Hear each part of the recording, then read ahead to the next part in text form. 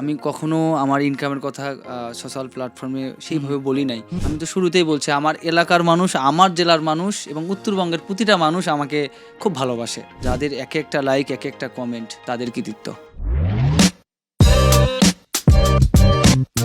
আচ্ছা, যেদিন হচ্ছে আপনি আর কি ভাইরাল হলেন বা আপনাকে মানুষজন চেনা শুরু করলো, তারপর থেকে আপনার যে জীবনের পরিবর্তন সেটা কেমন ছিল? খুব ভালো ছিল ভাই।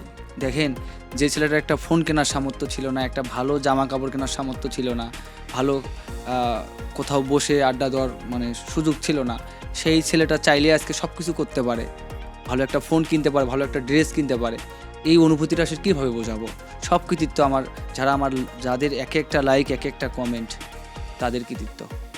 আচ্ছা, আপনার ফেসবুকে মনিটাইজেশন কবে এসেছিল? মানে ইনকাম শুরু কবে করেছিলেন কন্টেন্ট ক্রিয়েশন থেকে?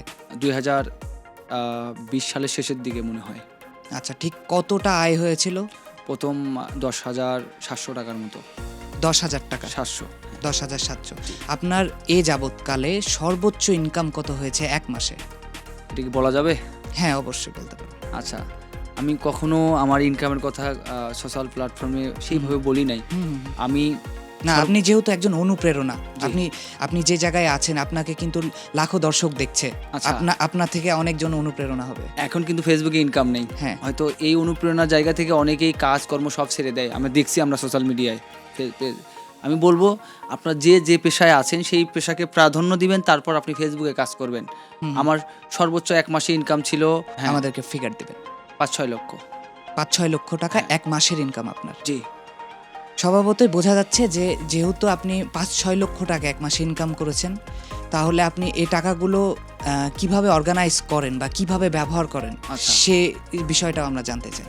আচ্ছা, আমার পরিবারের ঋণ ছিল কিছু, সব পরিশোধ করছি। আমাদের ভালো ঘর দুয়ার ছিল না, ঘর দুয়ার করছি গ্রামের ভাষায় আর কি। তারপর হচ্ছে আমার ছোট্ট একটা আমি কাপড়ের দোকান দিছি আমাদের দাঁড়িয়াপুরে। হ্যাঁ, আমার বড় ভাইকে আমি একটা অটো গাড়ি কিনে দিছি।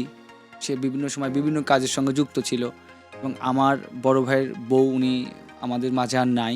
2-3 মাস হয় এরকম চলে গেছেন আমাদেরকে ছেড়ে। ওনার পিছনে আমরা প্রায় 10-12 লক্ষ টাকা চিকিৎসা করছি।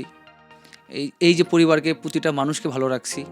মানে প্রতিনিয়ত আপনি হচ্ছে আপনার ইনকাম সোর্স থেকে পরিবারকে সাপোর্টটা দিয়ে হ্যাঁ, চলেছেন এবং আরো অনেকগুলো কর্মসংস্থান তৈরি করেছেন। আপনার কাপড়ের দোকান থেকে দেখা যাচ্ছে আরো অনেকের কর্মসংস্থান তৈরি হচ্ছে। আপনার ভাইয়ের আপনি ব্যবস্থা করে দিয়েছেন। এলাকাবাসী আপনাকে নিয়ে কি গর্ববোধ করে না খুশি, না আপনাকে নিয়ে কেমন কথাবার্তা বলে? আমি তো শুরুতেই বলছি আমার এলাকার মানুষ, আমার জেলার মানুষ এবং উত্তরবঙ্গের প্রতিটা মানুষ আমাকে খুব ভালোবাসে। এর আগে আমি অনেকবার বিপদে পড়ছিলাম, তারপরেও আমার জেলার মানুষ, আমার বিভাগের মানুষ আমাকে নিরাশ করেনি।